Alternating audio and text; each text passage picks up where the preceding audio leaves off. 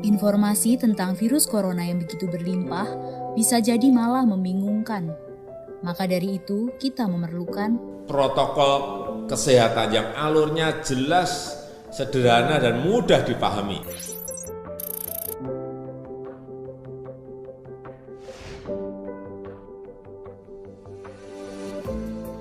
Siapa yang berpotensi terpapar virus corona?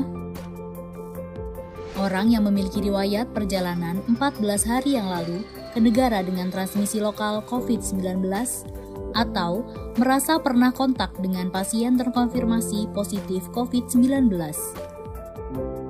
Apa yang perlu dilakukan jika memenuhi dua kondisi tersebut? Bila Anda merasa sehat, maka dianjurkan untuk melakukan karantina diri di rumah selama 14 hari sambil memonitor kondisi tubuh. Bila Anda merasa tidak sehat atau timbul gejala, segera lapor ke petugas kesehatan atau hubungi hotline center Corona untuk mendapatkan rujukan pemeriksaan ke fasilitas layanan kesehatan. Gejala apa yang perlu diperhatikan? Demam melebihi 38 derajat Celcius, batuk atau pilek, sakit tenggorokan, sesak atau gangguan pernafasan. Apakah perlu langsung datang ke layanan kesehatan? Apabila gejalanya ringan, utamakan menghubungi hotline center Corona atau rumah sakit rujukan terdekat untuk mendapatkan informasi mengenai langkah selanjutnya. Sambil mencari informasi, ini yang perlu dilakukan. Tetap hindari keluar dari rumah, istirahat yang cukup, banyak minum air putih dan makan makanan bergizi, mempraktekkan kebiasaan bersih seperti cuci tangan, dan membersihkan area-area yang tersentuh permukaan tangan. Gunakan masker agar percikan dari batuk atau bersin tidak mengenai orang lain, bahkan di dalam rumah sekalipun. Kapan harus mencari bantuan medis tambahan?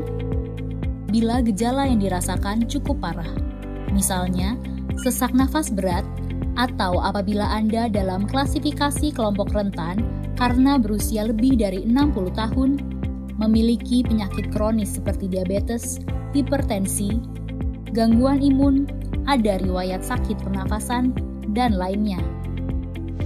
Apa yang perlu dilakukan bila gejala berlanjut dan harus ke fasilitas kesehatan? Gunakan masker saat keluar rumah. Praktekkan etika batuk dan bersin yang benar dengan menutup dengan siku atau tisu. Hindari menggunakan transportasi publik. Bagaimana tahapan screening pasien di fasilitas pelayanan kesehatan? Sebelum memberikan perawatan, tenaga kesehatan di fasilitas layanan kesehatan akan melakukan screening.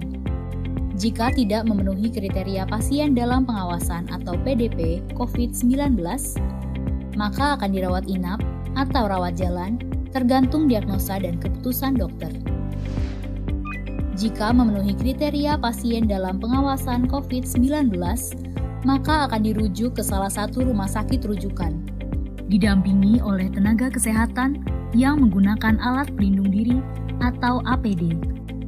Di rumah sakit rujukan, spesimen pasien diambil untuk pemeriksaan lab dan pasien akan ditempatkan di ruang isolasi. Spesimen dikirim ke Badan Penelitian dan Pengembangan Kesehatan atau Balitbangkes di Jakarta. Hasil pemeriksaan pertama akan keluar dalam 24 jam. Jika hasilnya negatif, pasien akan dirawat sesuai dengan penyebab penyakit. Jika positif, maka pasien akan dinyatakan sebagai penderita COVID-19, diambil sampel setiap hari, dan baru akan keluar dari ruang isolasi jika pemeriksaan sampel 2 kali berturut-turut hasilnya negatif. Itulah informasi dan protokol kesehatan untuk masalah COVID-19 yang perlu diikuti oleh masyarakat. Sakit akibat virus corona dapat disembuhkan. Namun begitu, lebih baik mencegah dan tidak menularkan kepada mereka yang lebih rentan.